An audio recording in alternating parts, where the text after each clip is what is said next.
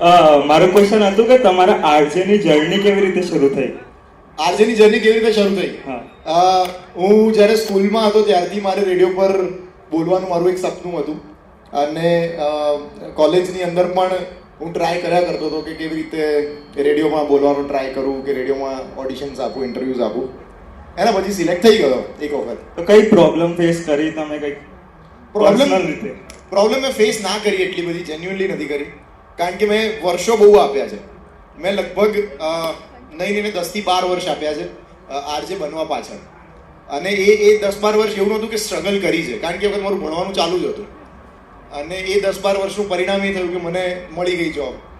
અને છેલ્લા 8 વર્ષથી હું રેડિયો મિર્ચીની અંદર જ છું, એટલે એક જ જગ્યાએ છું, એમાં કોઈ પેલું નથી. પણ મજા પડી મને, આટલા વર્ષો દરમિયાન રેડિયો પર બોલવાની મજા પડી. અને ઇનફેક્ટ મેં રેડિયો ચાલુ કર્યો એના પછી વિડીયોઝ બનાવવાના સ્ટાર્ટ કર્યા.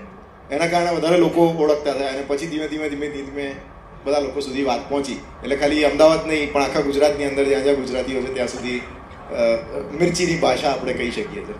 તો તમે જે વિડીયો બનાવો તમારી એમ ફાટતી નથી કે કઈ થઈ જાય? શબ્દો થોડા બરાબર વાપરો. આ શબ્દો તમારા ફાટતી નથી. અરે એટલે એટલી લાગતી કે કઈક થઈ જાય. ડર નથી. બહુ સરસ ગુજરાતીમાં શબ્દો છે, ડર નથી લાગતો.